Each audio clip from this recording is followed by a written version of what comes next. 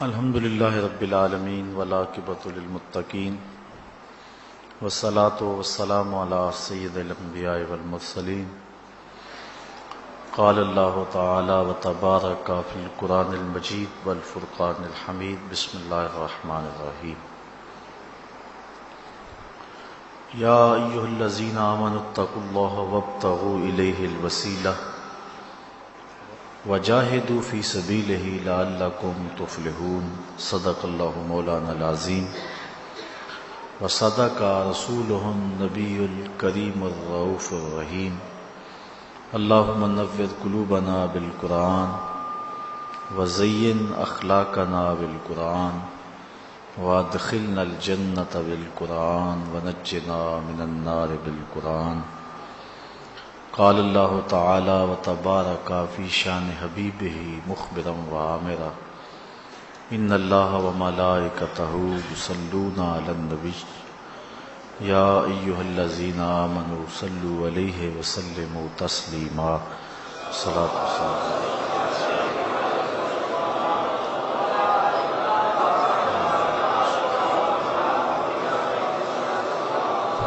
والسلام علیک یا رسول اللہ وعلی آلک واصحابک یا محبوب رب العالمین۔ تمام حمد و ثنا، تعریف و توصیف اللہ جل مجدہ الکریم کی ذات بابرکات کے لیے، جو خالق کائنات بھی ہے اور مالک شہنشاہات بھی۔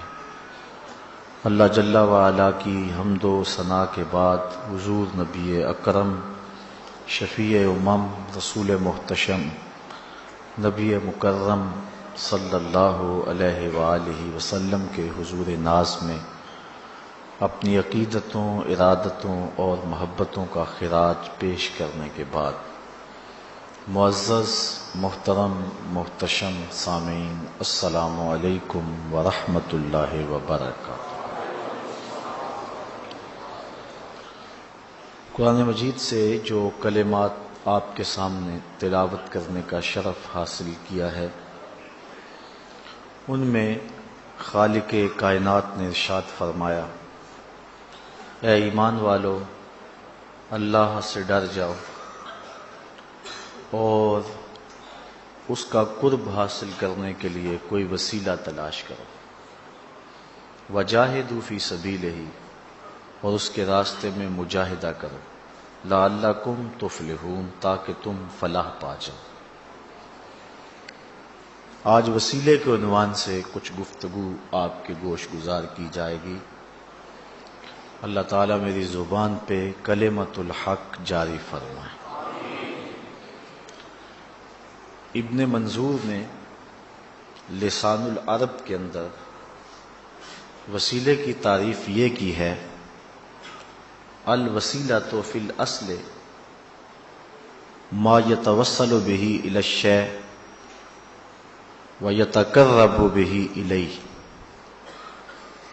جس چیز کے ذریعے سے کسی کا قرب حاصل کیا جائے اس شے کو وسیلہ کہتے ہیں۔ اللہ تعالیٰ کا قرب حاصل کرنے کے لیے جو ذریعہ اختیار کیا جائے وہ وسیلہ کہلاتا۔ اب یہاں وسیلے سے مراد کیا ہے؟ بعض نے کہا کہ وسیلے سے مراد نفس ایمان ہے، لیکن یہ بات درست اس لیے نہیں۔ یا ایھا الذین آمنوا، اہل ایمان کو کہا گیا ہے کہ وسیلہ ڈھونڈیں۔ بعض نے کہا یہاں وسیلے سے مراد اعمال صالحہ ہیں۔ یا ایھا الذین آمنوا اتقوا اللہ، اے ایمان والو اللہ سے ڈر جاؤ، اور تقوی اعمال صالحہ سے ہی نصیب ہوگا۔ اور واو کے عطف کے ساتھ ہے وابتغوا الیہ الوسیلہ، تو پھر یہاں وسیلے سے مراد کچھ اور ہے۔ حضرت شاہ ولی اللہ محدث دہلوی علیہ رحمہ القول الجمیل کے اندر ارشاد فرماتے ہیں، اس سے مراد بیعت مرشد ہے۔ بزرگوں کا وسیلہ جس کے ذریعے خدا کا قرب حاصل کیا جاتا ہے۔ کسی نے کہا کہ یہاں وسیلے سے مراد اللہ تعالیٰ کی ذات ہے، لیکن اللہ کی ذات وسیلہ نہیں ہے، اللہ کی ذات مقصود ہے۔ وسیلہ وہ ہوتا ہے جس کے ذریعے سے اس مقصود کو حاصل کیا جائے۔ تو اللہ تعالیٰ جل شانہ کا قرب حاصل کرنے کے لیے وسیلہ ذوات کا بھی ہو سکتا ہے، اعمال کا بھی ہو سکتا ہے، نفس ایمان بھی وسیلہ ہے۔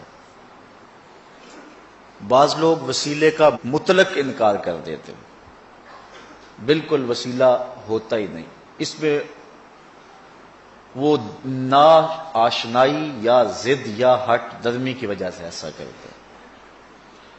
وسیلہ اعمال کا ہو سکتا ہے، اس میں پوری امت میں کہیں کوئی اختلاف نہیں پایا جاتا، یہ بات ذہن میں رکھیں۔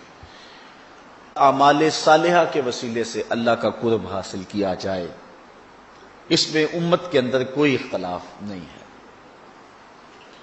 ذوات کا وسیلہ کہ کسی شخص کے وسیلے سے اللہ کے حضور دعا مانگی جائے، اس کے حضور عرض کیا جائے، وہ شخص نبی بھی ہو سکتا ہے، غیر نبی بھی ہو سکتا ہے، ولی بھی ہو سکتا ہے، تو اس کے بارے میں اختلاف پیدا ہوا۔ سب سے پہلا شخص جس نے اختلاف کیا، امام نبہانی علیہ رحمہ فرماتے ہیں اول من انکر التوسل والاستغاثہ والنداء هو ابن تیمیہ۔ پہلا شخص جس نے وسیلے کا، توسل کا، استغاثہ کا اور ندا کا انکار کیا وہ ابن تیمیہ ہے۔ اس سے قبل امت میں اس عنوان سے کوئی اختلاف موجود نہیں تھا۔ جس طرح کہ شاہ عبد الحق محدث دہلوی فرماتے ہیں مدارج النبوہ کے تتمہ کے اندر کہ اللہ کا شکر ہے کہ بہت سارے معاملات میں اختلاف ہے امت میں، لیکن حضور کی حیات طیبہ کے بارے میں کم از کم میرے دور تک تو کوئی اختلاف نہیں ہے۔ یہ آج سے 300 سال قبل یہ بات، 300-400 سال قبل یہ بات کہہ رہے ہیں حضرت شاہ عبد الحق محدث دہلوی علیہ رحمہ۔ تو معلوم ہوا آج امت کے اندر یہ بھی اختلاف ہے تو یہ شیخ کے بعد پیدا ہوا ہے۔ شیخ سے قبل باقی جتنی بھی صدیاں گزری ہیں، حضور کی حیات طیبہ کے بارے میں امت میں کوئی اختلاف نہیں ہے۔ سارے یہی کہتے تھے تو زندہ ہے واللہ، تو زندہ ہے واللہ، میرے چشم عالم سے چھپ جائے۔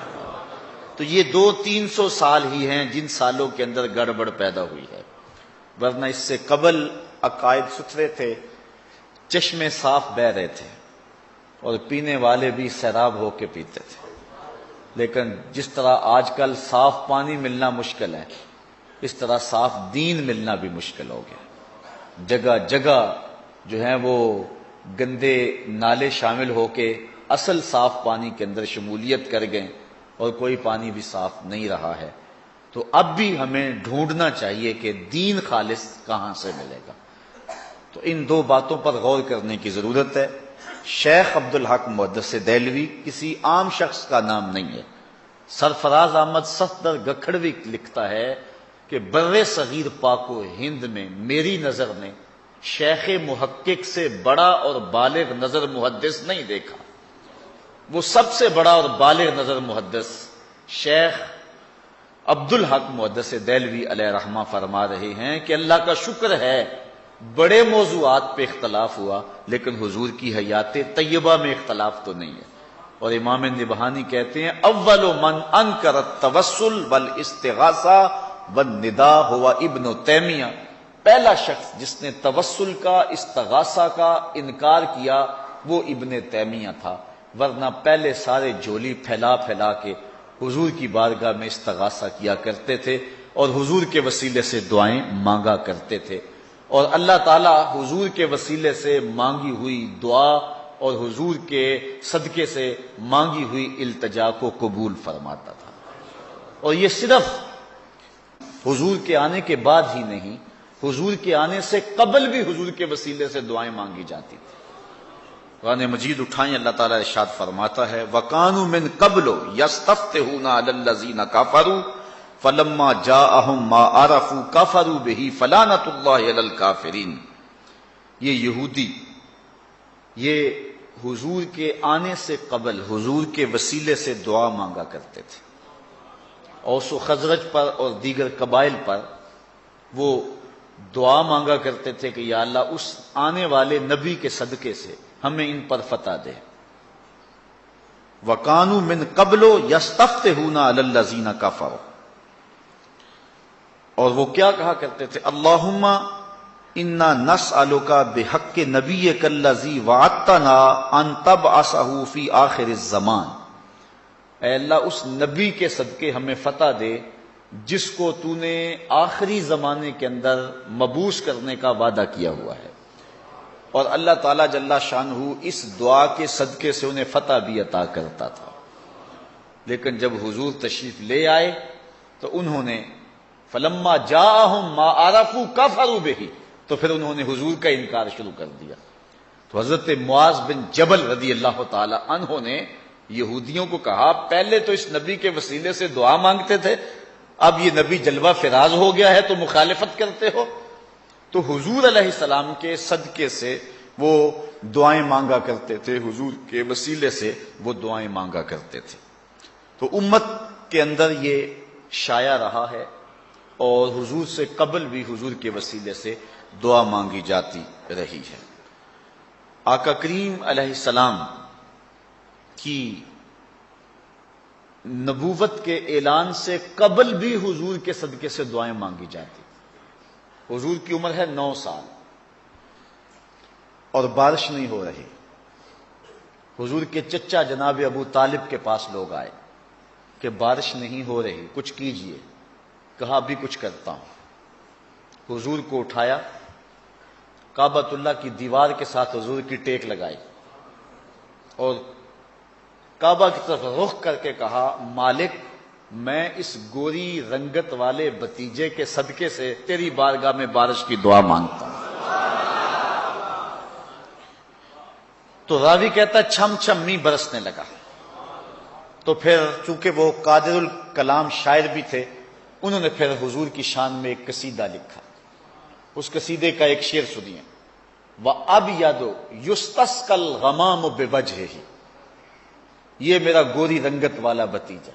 یہ ابیض کا جو لفظ ہے نا حضور کے لیے استعمال کیا انہوں نے، یہ اصل حضرت عبد المطلب رضی اللہ تعالیٰ عنہ یہ لفظ استعمال کیا کرتے تھے۔ دادا اپنے پوترے کا کوئی عرفی نام رکھ لیتا ہے نا، نام عبداللہ ہے، لاڈ سے چاند کہہ دیا، نام عبد الرحمن ہے، لاڈ سے مٹھو کہہ دیا۔ تو حضور کا عرفی نام حضور کے دادا محترم نے رکھا ہوا تھا، اور وہ کیا تھا؟ ابیض۔ ابیض کا معنی چٹے رنگ والا، گورے رنگ والا، اور حضور کا رنگ سفید تھا۔ اللہ اکبر۔ سیدہ عائشہ رضی اللہ تعالی عنہا کی سنیے، فرماتی ہیں ایک دن حضور نے کالی چادر زیب تن کی، اور کالی چادر کی بکل مار کے مجھے کہنے لگے کیفا ترینی یا عائشہ، عائشہ بتاؤ پھر کیسا لگ رہا ہوں۔ آج حسن خود ہی ناز میں آ گیا نا، حسن خود ہی ناز میں آ گیا۔ کیفا ترینی یا عائشہ، عائشہ بتاؤ کیسے لگ رہا ہوں۔ پھر حضرت عائشہ نے بھی حد کر دی، کہا حضور چادر کی سیاہی نے آپ کے چہرے کی سفیدی کو نکھار دیا، اور آپ کے چہرے کی سفیدی نے چادر کی سیاہی کو نکھار دیا۔ تو حضور کا سفید رنگ تھا، حضور علیہ الصلوۃ والسلام سفید رنگ کے تھے۔ حضرت ابو طفیل رضی اللہ تعالی عنہ یہ صحابہ میں سب سے آخر میں فوت ہوئے، 110 ہجری میں۔ حضور کے وصال کے 100 سال بعد ان کا وصال ہوتا ہے۔ صحابہ میں سب سے آخر میں فوت ہونے والے صحابی ہیں۔ حج کا موقع ہے، لوگوں کا ہجوم ہے، حضرت ابو طفیل رضی اللہ تعالیٰ عنہ ایک اونچے ٹیلے پہ چڑھ گئے اور لوگوں کو مخاطب ہو کے کہنے لگے لوگوں میرے پاس آؤ، اس پوری کائنات میں میرے سوا کوئی نہیں ہے جس نے حضور کو دیکھا ہو، ان دو آنکھوں نے جمال محمد عربی کو دیکھا ہوا ہے، آؤ مجھ سے حضور کا حلیہ پوچھو اور میں تمہیں حضور کی باتیں سناؤں۔ اچھا لوگ جمع ہو گئے، ہجوم ہو گیا، اور لوگوں نے کہا صرف لنا رسول اللہ صلی اللہ علیہ وسلم، ہمیں حضور کا حلیہ بیان کر دو۔ اللہ اکبر، کتنا ناز تھا نا کہ میں نے حضور کو دیکھا ہے۔ استاد ذوق نے ایک دن اپنے شاگردوں کو کہا تھا، آنے والی صدیاں تم پہ ناز کریں گی اے لوگو، تم نے ذوق کو دیکھا، تم نے ذوق سے باتیں کی۔ تو استاد ذوق کو جن لوگوں نے دیکھا ان پہ تو زمانہ اور آنے والی صدیاں ناز کریں، تو جن آنکھوں نے جمال محمد عربی دیکھا ہے پھر ان آنکھوں پہ قربان نہ جائیں تو اور کیا کریں۔ تو کہا آؤ میں تمہیں بتاؤں حضور کا حلیہ۔ لوگوں نے کہا صف لنا رسول اللہ صلی اللہ علیہ وسلم، ہمیں حضور کا حلیہ بیان کیجیے۔ تو حضرت ابو طفیل نے 3 لفظوں میں حضور کا حلیہ بیان کیا۔ اب سنو ان کے لفظ۔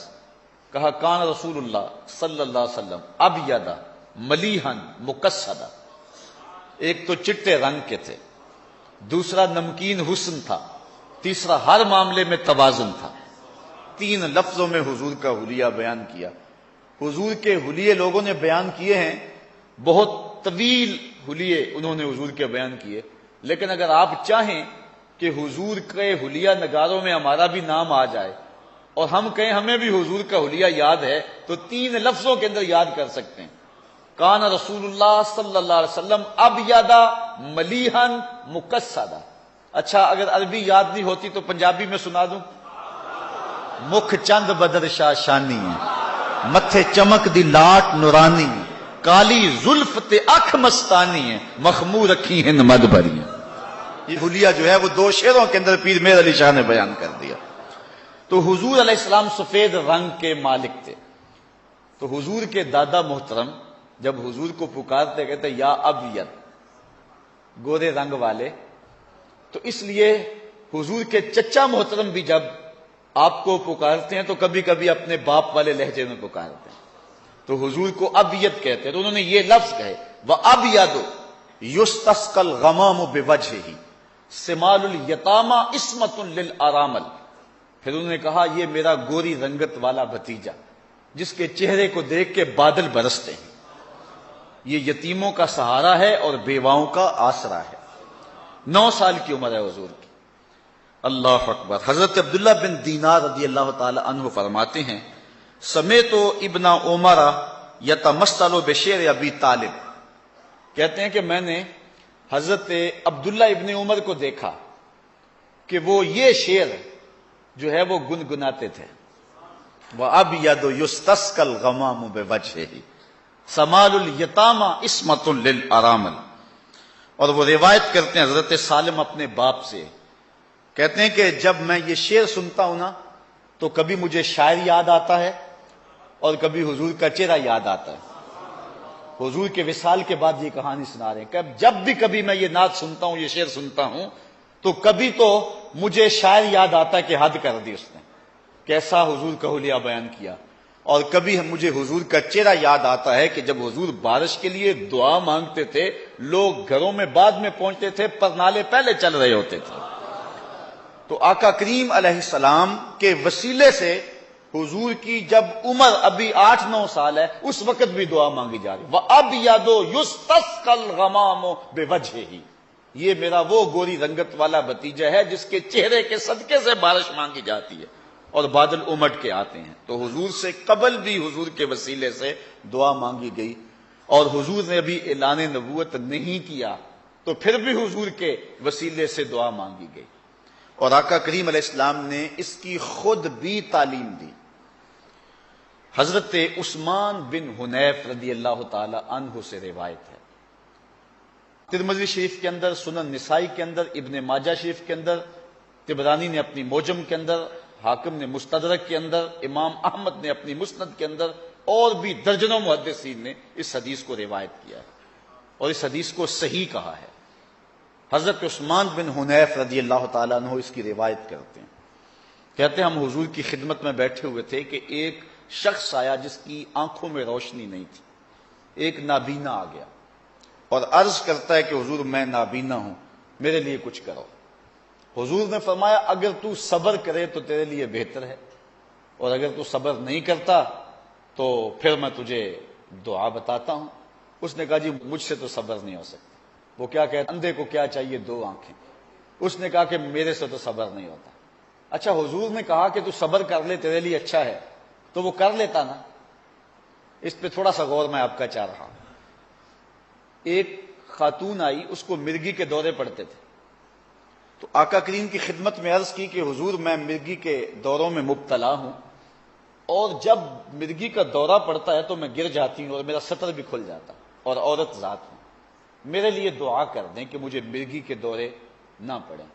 حضور نے فرمایا اگر تو صبر کرے تو تیرے لیے جنت ہے، اگر تو صبر کر لے، میں دعا نہیں کرتا تو صبر کر لے تو تیرے لیے جنت ہے، اور اگر کہے تو میں دعا کر دیتا ہوں مرض ختم ہو جاتا ہے۔ اس نے کہا میں صبر کر لوں گی، لیکن اتنی دعا کر دیں جب میں گروں تو میرا سطر نہ کھلے۔ اب حضور نے دعا کی، مرگی کے دورے اس کو پڑھتے تھے، لیکن جب گرتی تھی سطر نہیں کھلتا تھا۔ اب اس عورت کو کہا کہ اگر تو صبر کرے تو جنت کا وعدہ ہے، تیرے لیے بہتر ہے۔ اس عورت نے صبر کر لیا، لیکن اس صحابی کو کہا کہ اگر تو صبر کرے تیرے لیے بہتر ہے۔ اس نے کہا میں نہیں کر سکتا صبر۔ ایک عورت نے صبر کر لیا حضور کے وعدے پہ، جنت کے وعدے پہ، مرد نہ کر سکا۔ مرد میں حوصلہ زیادہ ہے، کیوں نہ کیا؟ اصل بات یہ ہے ادھر صرف دورے تھے، ادھر آنکھیں نہیں تھی۔ کہتے تھے آنکھیں ملے میں تو آپ کی زیارت کروں گا، میں تو اس لیے آنکھیں لینے آیا ہوں کہ آپ کی زیارت ہو جائے، اس میں مجھ سے صبر نہیں ہوتا، میں تو ترس گیا ہوں آپ کی دید کے لیے۔ ایک صحابی ہیں حضور کے، نام حضرت زید بن عبداللہ۔ امام زرقانی نے اس واقعہ کو لکھا ہے، جب حضور کا انتقال ہوا تو بیٹے نے آ کے خبر دی، ابا جی خبر سنی ہے؟ کہا سناؤ کیا ہوا؟ کہا حضور وصال کر گئے۔ تو انہوں نے ہاتھ اٹھا دیے اور لفظ کیا کہ اللہم اذہب بصری حتی لا ارا بعد حبیبی محمد احد، اللہ مجھے اندھا کر دے۔ یہ آنکھیں اس لیے تھی کہ تیرے محبوب کو دیکھتا تھا، اب محبوب نہیں اس دنیا کے اوپر رہے اور تہے مزار چلے گئے ہیں، میں نے آنکھوں کی بینائی کو کیا کرنا ہے؟ اللہ نے دعا قبول کر لی، آنکھوں کی بینائی جاتی رہے۔ کسی نے افسوس کے طور پہ کہا بڑا افسوس ہے کہ تمہاری آنکھوں کی بینائی چلی گئی ہے، تو اس نے کہا افسوس تمہیں ہوگا، مجھے تو کوئی نہیں، میں نے تو اللہ سے مانگ کے لیا ہے، میں حضور کے علاوہ کسی کو دیکھنا ہی نہیں چاہتا۔ یہاں اعلی حضرت کی بھی سنیے، بریلی کی گلیوں سے آج بھی آواز آ رہی ہے، کون نظروں پہ چڑھے دیکھ کے تلوا تیرا، کون نظروں پہ چڑھے دیکھ کے تلوا تیرا۔ حضور نے فرمایا، حضرت عثمان بن حنیف کہتے ہیں حضور نے اس نابینے کو کہا اگر تو صبر کرے تو تیرے لیے بہتر ہے۔ اس نے کہا جی میں صبر نہیں کر سکتا، مجھے تو دو آنکھیں چاہیے۔ اس نے دیکھنا تھا حضور کے جمال کو۔ آقا کریم نے فرمایا اچھا جا پھر وضو کر، دو نفل پڑھ۔ اس کے بعد حضور نے دعا تعلیم دی، جو ترمذی میں ہے، ابن ماجہ میں ہے، سنن نسائی میں ہے، صحیح ابن خزیمہ میں ہے، میں نے کئی احادیث کا حوالہ آپ کے سامنے رکھا۔ حضور نے کہا دو نفل پڑھ وضو کے بعد، پھر اس کے بعد یہ دعا پڑھ۔ اب دعا سنیے، اللہم انی اسألک واتوجہ الیک بمحمد نبی الرحمہ، اے اللہ میں تیری بارگاہ میں سوال کرتا ہوں اور تیری طرف توجہ کرتا ہوں رحمت والے نبی محمد کے وسیلے سے۔ آگے لفظ سنیے، یا محمد صلی اللہ علیہ وسلم انی قد توجہت بک الی ربی فی حاجتی ہذہ لتقضی، اے محمد صلی اللہ علیہ وسلم میں آپ کے ذریعے سے اللہ کے حضور اپنی یہ حاجت پیش کرتا ہوں، میری حاجت پوری ہو جائے۔ اللہم فشفعہ فی، اے اللہ اپنے نبی کی سفارش میرے حق میں قبول فرما لے۔ یہ حضور نے اس کو دعا تعلیم دی۔ حضرت عثمان بن حنیف کہتے ہیں کہ وہ نابینا چلا گیا، تھوڑی دیر کے بعد واپس آیا تو اس کی آنکھوں میں نور تھا، اس کی آنکھوں کا اندھا پن ختم ہو چکا تھا۔ تو حضور نے خود تعلیم دی ہے اپنے وسیلے سے دعا مانگنے کی۔ حضور کے آنے سے قبل بھی حضور کے وسیلے سے دعا مانگی جا رہی ہے۔ حضرت آدم علیہ السلام نے اللہ سے کچھ کلمات جو ہیں وہ سیکھ لیے۔ قرآن مجید میں اللہ تعالیٰ ارشاد فرماتا فَتَلَقَّى آدَمُ مِن رَبِّهِ کلمات، کچھ باتیں کلمات حضرت آدم علیہ السلام نے رب سے سیکھ لیے۔ وہ کلمات کیا تھے جو اللہ نے حضرت آدم علیہ السلام کو سکھائے؟ فتاب علیہ، تو ان کی توبہ قبول ہو گئی۔ تو امام حاکم نے اس حدیث کو روایت کیا ہے۔ امام بخاری اور امام مسلم جن شرائط پہ حدیث لیتے ہیں، حضرت امام حاکم بھی انہی شرائط پہ حدیث لیتے ہیں۔ اور جو ان سے احادیث رہ گئی ہیں ان کو امام حاکم نے اپنی مستدرک کے اندر درج کیا ہے. انہوں نے اس روایت کو بیان کیا ہے اور اس کی علماء نے تصحیح کی ہے کہ یہ حدیث صحیح ہے. تو کہتے ہیں وہ کیا کلمات تھے جو حضرت آدم علیہ السلام نے اللہ سے سیکھے اور اللہ نے آدم علیہ السلام کو سکھائے. تو وہ یہ تھا کہ حضرت آدم علیہ السلام روتے رہے، پھر ایک دن ہاتھ اٹھا کے دعا مانگی، یا رب اسألک بحق محمد ان غفرت لی، اے اللہ محمد عربی کا صدقہ میری خطا سے درگزر فرما دے. اللہ تعالیٰ فرمایا اے آدم میں نے تجھے بخش تو دیا لیکن تو یہ بتا تو میرے نبی کو جانتا کیسے ہے؟ تو عرض کی مالک جب تو نے مجھے پیدا کیا اور میرے میں روح پھونکی اور میری نظر اٹھی تو فراز عرش پہ پڑی تو میں نے تیرے نام کے ساتھ اس پیارے کا نام لکھا ہوا دیکھا تھا اور میں جان گیا جس کا نام اللہ نے اپنے نام کے ساتھ لکھا ہے کہ وہ معمولی ذات نہیں ہے. اللہ تعالیٰ نے ارشاد فرمایا جا آدم تیری خطا سے میں نے درگزر فرما لیا. اگر نام محمد را نہ یاور دے شفیع آدم، نہ آدم یافتے توبہ نہ نو از غر کے نجینا. اس دنیا کے اوپر سب سے پہلا جو رجوع پہلی توبہ قبول ہوئی ہے وہ حضور کے وسیلے سے ہوئی ہے. یہودی بھی حضور کے وسیلے سے دعا مانگتے تھے. حضور کی عمر ابھی بچپنے میں ہے تو بارش مانگنا ہوتی تو کہتے ہیں اللہ اس گوری رنگت والے کے صدقے سے بارش نازل کر دے. اور آقا کریم نے اپنی زندگی میں خود بھی اس بات کی تعلیم ارشاد فرمائی. آقا کریم علیہ السلام کے وسیلے سے تو دعا مانگی ہی جاتی ہے اور قبول ہی ہوتی ہے، لیکن حضور کے روضے کے صدقے سے دعا مانگی جائے رد وہ بھی نہیں ہوتی. سنن دارمی میں روایت ہے لوگ حضرت عائشہ رضی اللہ تعالی عنہا کے پاس آئے اور آ کے ساری کہانی سنائی کہ قحط پڑ گیا ہوا ہے اور بارش نہیں ہو رہی، کیا کریں؟ تو حضرت عائشہ رضی اللہ تعالی عنہا نے فرمایا طریقہ میں بتا دیتی ہوں، عمل تم کر لو، بارش ہو جائے گی. کہا کیا؟ کہا ایسے کرو کہ حضور علیہ الصلوۃ والسلام کی تربت انور جس حجرے میں ہے، یہ حجرہ عائشہ میں تھی، اجازت میں دے دیتی ہوں، چھت میں سوراخ کر دو یہاں تک کہ آسمان اور حضور کے روضے کے درمیان وہ پردہ نہ رہے. تو کہا دیکھنا کیسے بادل جھوم کے آتے ہیں. سنن دارمی کی روایت ہے اور بھی لوگوں نے اس کو روایت کیا ہے.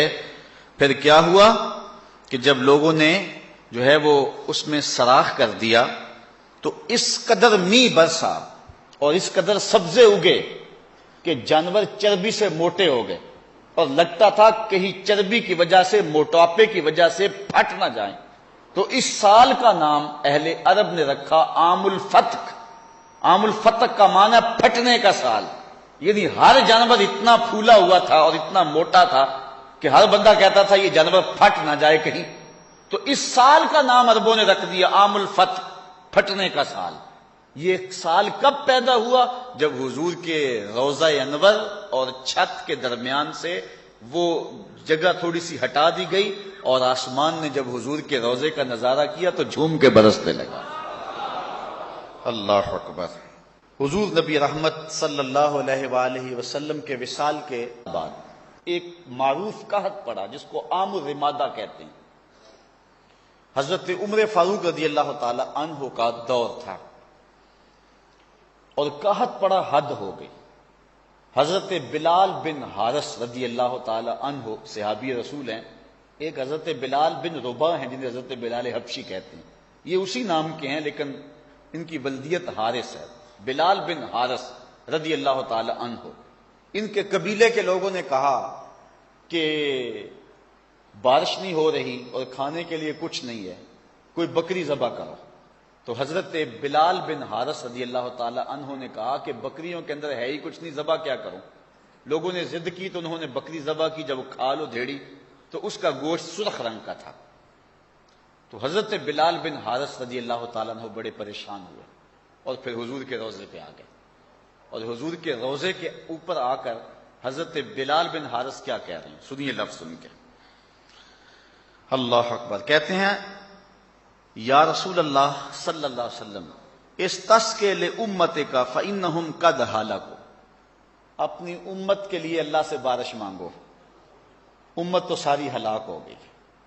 یہ حضرت بلال بن حارث رضی اللہ تعالیٰ عنہ نے دعا مانگی. جب دعا مانگی تو آنکھ لگ گئی. آنکھ لگی تو مقدر جاگ اٹھے, حضور کی زیارت نصیب ہوئی, اور حضور نے فرمایا بلال بن حارث جا کے عمر کو میرا سلام دے دو, اور اس کو کہو کہ معاملات کے اندر زیادہ احتیاط کیا کرے, اور بارش ہو جائے گی, یہ خوشخبری بھی سنا دو.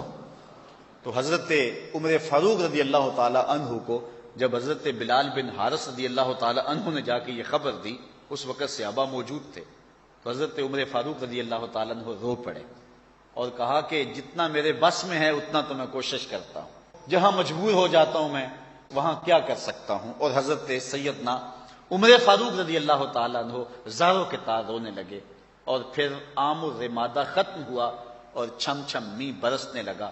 تو حضرت بلال بن حارث رضی اللہ تعالیٰ عنہ نے حضور کے روضے پہ جا کے یہ کہا, حضور اللہ کی بارگاہ میں آپ دعا کیجئے کہ بارش ہو. تو یہ صحابی کا عمل ہے. پھر صحابی اپنا خواب جا کے ایک صحابی کو سناتا ہے, اور صحابی صحابہ کی موجودگی میں یہ خواب سنتا ہے, اور کوئی صحابی نہیں کہتا کہ یہ تم کیا کہہ رہے ہو, حضور سے کیوں کہا ہے. تو معلوم ہوا کہ وہ اپنی حاجتیں حضور کی خدمت میں پیش کیا کرتے تھے, اور حضور کی چوکھٹ سے ان کی حاجتیں پوری ہوا کرتی تھی. اس لیے انہوں نے کوئی اعتراض نہیں کیا, انہوں نے کوئی اس پر بات نہیں کی, بلکہ انہوں نے اس بات کو قبول کیا. تو حضرت عمر رضی اللہ تعالیٰ عنہ رو پڑے. میں آج رات اس حدیث کے حوالہ جات دیکھ رہا تھا, تو جب میں اس کو نوٹ کرنے لگا تو یہ لفظ جب میں نے لکھے نا, استسقِ لأمتک فإنہم قد ہلکوا, تو مجھے امت کا دکھڑا یاد آ گیا کہ جس طرح حضرت بلال بن حارث رضی اللہ تعالی عنہ نے حضور سے کہا کہ حضور آپ کی امت ہلاک ہو گئی ہے, تو آپ ہی اللہ سے دعا مانگیں. تو اس وقت میرے دل سے دعا اٹھی کہ یا رسول اللہ صلی اللہ علیہ وسلم, آپ کی امت بھی کابل سے لے کر کندھار تک, اور قلعہ جنگی سے لے کے دشت لیلہ تک, تورا بورا سے لے کر تکریت تک, اور موصل سے لے کر بغداد تک, القدس سے لے کر کشمیر تک ہلاک ہو گئی ہے. آپ رحم کی نظر فرمائے اور اس امت کی بگڑی بن جائے. اور پھر معان اقبال کے وہ شعر میرے ذہن میں آ گئے کہ اقبال حضور کی سیرت بیان کرتا ہے اپنی مصنوی اسرار و رموز کے اندر, اور وہاں اس واقعہ کو بیان کرتا ہے کہ جو ہے وہ حضور کی خدمت کے اندر حاتم طائی کی بیٹی قید ہو کر کے آئی, اور سر سے چادر اتری ہوئی تھی. آقا کریم نے اپنی چادر اتار کے اس کی طرف پھینک دی. کسی نے کہا حضور کافرہ ہے, فرمایا بیٹی تو ہے. تو اقبال نے اس واقعہ کو نظم کیا, لیکن اس کے بعد اقبال بلک بلک کے روتا ہے. پھر اقبال اپنا روح سخن حضور کی طرف پھیر کے کہتا ہے, ما ازاں خاتون تے اریاں تریم, پیش اقوام جہاں بے چادریم. اس کافرہ عورت کے سر پہ چادر اوڑھنے والے محبوب, آپ کی امت بھی تو برہنہ سر ہو گئی ہے نا, آپ کی امت کے سر سے بھی تو بکار کی چادر اتر گئی ہے. محبوب جب اس کافرہ عورت کے سر پہ آپ چادر ڈال رہے, اس امت کے سر پہ بھی رحمت کی چادر ڈال.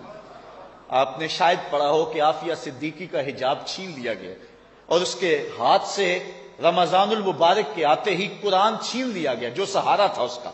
وہ اس بند کوٹھڑی کے اندر, اس قید خانے کے اندر قرآن کی تلاوت کیا کرتی تھی, اور اس سے قرآن مجید چھین لیا اور حجاب اس کا چھین لیا. کل گزشتہ جو ہے وہ کسی بیان میں کہا تھا, میں نے کہا عافیہ صدیقی حافظ قرآن ہے, تم نے اس کے ہاتھوں سے قرآن چھینا ہے, سینے سے قرآن تو نہیں چھین سکتے ہو نا. اس کے سینے میں وہ قرآن ہے جس کی تلاوت جاری رہے گی, یہ قرآن چھینا نہیں جا سکتا. تو ماذاں خاتون تے اریاں تریم, پیش اقوام جہاں بے چادریم. ہم اس جو ہے وہ عورت سے بھی زیادہ حضور برہنہ سر ہو گئے ہیں. کابل میں ہم لٹ رہے ہیں, کندھار میں ہمارا خون نکل رہا ہے, غزہ کی پٹی میں ہمارے بچوں کو ٹینکوں تلے روندا جا رہا ہے, کشمیر میں ہماری بیٹیاں بے آبرو ہو رہی ہیں, اور جو ہے وہ شتیلا اور صابرہ کے کیمپوں میں ہمارے قیدی بلک رہے ہیں, ابو غریب کی جیل میں ہمارے قیدی سسک رہے ہیں اور زندگی کے ایام گزار رہے ہیں. ما ازاں خاتون تے اریاں تریم, پیش اقوام جہاں بے چادریم. تو حضرت بلال بن حارث نے کہا حضور آپ کی امت ہلاک ہو گئی, اس کے لیے بارش نازل کر دی جائے, اللہ کی بارگاہ میں دعا کرو. جو ہی دعا کی اللہ تعالیٰ جل شانہ نے چھم چھم بارش نازل فرما دی. حضرت عمر فاروق رضی اللہ تعالیٰ عنہ کے دور میں ایک مرتبہ پھر دوبارہ قحط پڑا تو حضرت عباس رضی اللہ تعالیٰ عنہ بیٹھے ہوئے تھے. حضرت عمر نے کیا دعا کی؟ بخاری شریف کی روایت ہے. حضرت عمر نے حضور سیدنا عباس بن عبد المطلب، حضور کے سکے چچا لگتے ہیں، ان کی طرف دیکھا. حضرت انس سے روایت ہے، اور کیا کہا؟ فقال اللہم انا کنا نتوسل الیک بنبینا فتسقینا، اے اللہ ہم تیرے نبی کے وسیلے سے تیری بارگاہ میں دعائیں مانگا کرتے تھے، تو ہمیں بارش دیا کرتا تھا. وَإِنَّا نَتَوَسَّلُ إِلَيْكَ بِأَمِّ نَبِيِّنَا، آج تیرے نبی کا چچا بیٹھا ہوا ہے، اس کے صدقے سے ہمارے اوپر بارش نازل کر دے. تو راوی بیان کرتے ہیں حضرت انس رضی اللہ تعالیٰ عنہ، کالا فیسقون، بس یہ بات کہنے کی دیر تھی کہ پرنالوں سے پانی بہنے لگا. اتنی بارش ہوئی کہ اللہ تعالیٰ نے جو ہے وہ بارش نازل فرما دی. تو حضور کے وسیلے سے جو دعا مانگی جائے اللہ اس دعا کو مستجاب فرماتا ہے. حضور کے علاوہ باقی نبیوں کے اور صحابہ کے وسیلے سے، اولیاء امت کے وسیلے سے جو دعائیں مانگی جائیں وہ بھی رد نہیں ہوتی. جب حضرت علی کی والدہ فوت ہوتی ہیں تو آقا کریم علیہ السلام حضرت علی کی والدہ کی قبر میں اترے اور قبر میں لیٹے، اور حضور فرمایا کرتے تھے کہ فاطمہ بنت اسد میری ماں کے بعد میری ماں ہے. انہوں نے حضور کو کھلایا، حضور کو پہنایا، تو آقا کریم نے بڑی محبت فرمائی، اور پھر حضور لیٹے اور لیٹ کر کے حضور نے اللہ کی بارگاہ میں دعا کی، اے اللہ میری ماں فاطمہ بن اسد کی مغفرت فرما دے، میرے صدقے اور میرے سے قبل جتنے نبی ہیں ان کے صدقے سے ان کی قبر پہ رحمت نازل فرما دے. اللہ اکبر. حضرت امام عتبی کا ایک واقعہ سنیے. حضرت امام عتبی کہتے ہیں کہ میں حضور کے روضے کے پاس بیٹھا تھا. کتاب الشامل میں بھی روایت ہے، ابن کثیر میں بھی روایت ہے، تفسیر ابن کثیر میں موجود ہے. وَلَوْ أَنَّهُمْ إِذْ ظَلَمُوا أَنفُسَهُمْ جَاءُوكَ کے تحت کہتے ہیں کہ میں حضور کے روضے کے پاس بیٹھا ہوا تھا. ایک شخص آیا، عربی دیہاتی، اور حضور کی خدمت میں عرض کرتا ہے کہ حضور میں اپنے گناہوں کی بخشش و مغفرت کے لیے حاضر ہوا تھا، اور میں اس لیے آیا ہوں کہ میرے گناہ معاف کر دیے جائیں. اور پھر اس نے کچھ اشعار پڑھے. ان میں سے ایک شعر یہ تھا، نفس الفدا لقبر انت ساکنہ فیہ العفاف وفیہ الجود والکرم، کہ میری جان قربان ہو اس قبر پہ جہاں آپ جلوہ فرما ہے. اس قبر میں معافی ہے، جود ہے اور کرم و احسان ہے. اللہ آپ کو نصیب کرے حضور کی مواجہ شریف والی جو جالی ہے اس کے ساتھ جو ستون ہے، یہ شعر اس پہ آج بھی لکھا ہوا ہے. یہ شعر آج بھی لکھا ہے، یہ ابھی نہیں مٹایا گیا، یہ آج بھی لکھا ہوا ہے. کیا شعر ہے؟ نفس الفدا، میری جان قربان، میری جان قربان، لقبر انت ساکنہ، اس قبر پہ جس میں آپ ساکن ہیں، جس میں آپ جلوہ فرما ہیں. کہتے ہیں کہ اس نے یہ شعر پڑھے اور اپنی محبتوں کا اظہار کر کے چلا گیا. وہ چلا گیا تو میری آنکھ لگ گئی، آنکھ لگی تو حضور کا دیدار ہوا. اور آقا کریم نے کیا فرمایا؟ قم یا عتبی والحق الاعرابی فبشرہ ان اللہ قد غفر لہ، اے عتبی اٹھو اور اس دیہاتی کو ڈھونڈو اور جہاں مل جائے اس کو جنت کی بشارت دے دو. تو اس نے حضور کے وسیلے سے اللہ کی بارگاہ میں دعا مانگی. آپ جانتے ہیں جنگ یمامہ جو حضرت خالد بن ولید نے لڑی ہے، اور حضرت صدیق اکبر کے دور میں مسلمہ کذاب جھوٹی نبوت کا دعوے دار، اس کے مقابلے کے اندر جنگ یمامہ لڑی گئی. اسلام کی تاریخ کی بڑی روشن جنگ ہے. اب چونکہ وہ بھی اللہ کو مانتے تھے، نبوت میں انہوں نے آ کے اختلاف کیا، تو مسلمان نعرہ لگاتے اللہ اکبر، تو وہ بھی نعرہ لگاتے اللہ اکبر. تو حضرت خالد بن ولید نے حضرت صدیق اکبر کو لکھا کہ اب کیا کریں، ہم اللہ اکبر کہتے ہیں، وہ بھی آگے سے اللہ اکبر کہتے ہیں. البدایا والنہایا میں روایت ہے کہ جب حضرت خالد بن ولید نے لکھا نا حضرت ابوبکر صدیق کو کہ ہم بھی اللہ اکبر کا نعرہ لگاتے ہیں، وہ بھی اللہ اکبر کا نعرہ لگاتے ہیں، دشمن دوست کی پہچان نہیں ہوتی، تو حضرت صدیق اکبر نے کہا کہ وہ اللہ اکبر کا نعرہ لگائیں، تم یا محمد کا نعرہ لگاؤ. اور بدایا والنہایا کے لفظ ہیں کہ نادا بشعار المسلمین وکان شعارہم یومئذ یا محمدا ہو، سارے مسلمانوں کی پہچان جو لفظ تھے اس لفظوں سے بولنے لگے، ان لفظوں سے پکارنے لگے۔ اس دن مسلمان کی پہچان یہ تھی یا محمدا ہو، یا محمدا ہو۔ حضرت ابو عبیدہ ابن عامر الجراح رضی اللہ تعالی عنہ نے حضرت کعب بن زمرہ رضی اللہ تعالی عنہ کو ایک محاذ پہ بھیجا۔ امام باقری نے اس واقعہ کو لکھا ہے۔